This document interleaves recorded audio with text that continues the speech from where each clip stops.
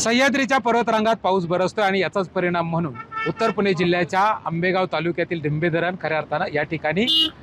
जवळपास 90% वर भरलेलं आहे आणि त्याच्या 5ही दरवाज्यातून आता 5000 क्युसेकनं पाणी हे घोड नदीच्या पात्रात सोडण्यात आहे। पाणलोट क्षेत्रात बरसणारा हा पाऊस खरं तर आता शेतकऱ्यांसाठी वरदान जरी ठरत असला, या पावसाचं जे धरणातील पाण्याची पातळी नियंत्रित करण्यासाठी 5000 क्युसेकनं या ठिकाणी दरवाजे उघडण्यात आलेले आणि या पाण्याचा प्रवाह खऱ्या अर्थानं घोड नदीच्या पात्रामध्ये सोडण्यात आलेला आहे आणि त्याच्यामुळेच नदीकाठच्या गावांना कुठेतरी एक इशारा देण्यात आलेला आहे की आपण या पाण्याच्या प्रवाहात उतरू नये किंवा आपल्या शेतीचे उपयोगी असणाऱ्या मोटारी असतील किंवा अनेक गोष्टी असतील याचा आपण खरं तर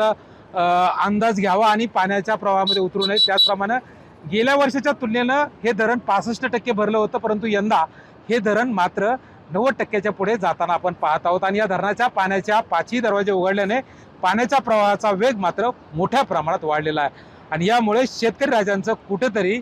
चेहऱ्यावरती आनंद पाहायला मिळत आणि असाच जर पाऊस बरसत राहिला तर ही धरणाची पातळी लवकरच 100ही गाठल्याशिवाय राहणार नाही। म्हणूनच या परिसरात बरसणाऱ्या आणि या परिसरातून प्रवास करणाऱ्यांना सांगितलं जात आहे की आपण या प्रवाहाच्या दिशेने येत असाल तर खबरदारीच्या आपण उपाययोजना करूनच या भागातून प्रवास करा आणि अन्यथा आपला प्रवास टाळा अशी विनंती प्रशासनाच्या वतीनं करण्यात आली आहे। अमोल दरेकर, जय महाराष्ट्र, आंबेगाव, पुणे।